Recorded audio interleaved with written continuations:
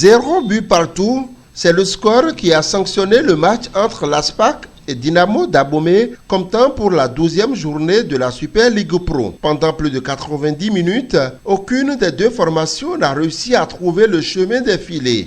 Un résultat qui n'est pas du goût du directeur sportif de l'ASPAC. Je ne peux que déprécier cela, parce que apprécier c'est difficile, mais déprécier que d'avoir des occasions, des opportunités, le ballon qui dans la zone adverse peut à tout moment rentrer sur une passe, sur une frappe, sur un centre, et il y a toujours un geste technique approximatif, un pied, une tête, une jambe, enfin un imparfait, on va dire ça comme ça, qui ne permet pas de passer au niveau supérieur, au niveau du score. Mais en tout cas, c'est un enseignement qu'on tire. La phase aller, comme vous l'avez dit, c'est achevé. Il y a une phase retour encore qu'il faut travailler, qu'il faut préparer, sans nul doute. Et là encore, il va falloir essayer de redoubler d'efforts pour qu'on puisse avoir un résultat beaucoup plus favorable.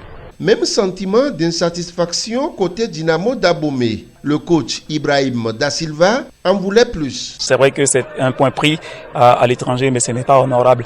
Il y avait quand même matière à faire mieux.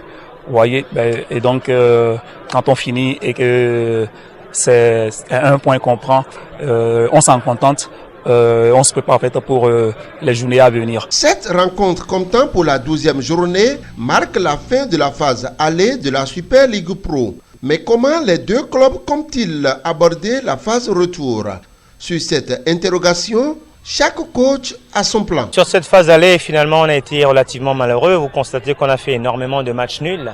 On a beaucoup d'embrassés de matchs nuls, des 0-0, des 1-1 ou bien par en froid. Si on perd, c'est toujours d'un but d'écart sur des cadres un petit peu litigieux chaque fois. Mais en tout cas, on tire enseignement du fait que cette première phase n'était pas aussi glorieuse qu'on le voulait en termes de finition, en termes de réalisation et finalement de victoire.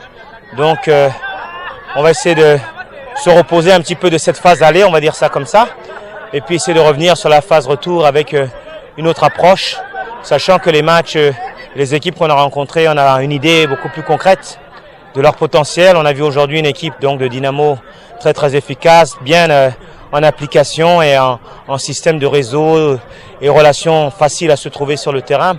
Et donc on a un peu souffert sur ce paramètre-là, mais en tout cas on a appris que même les équipes de tête finalement qu'on a jouées, on les accroche quelque part.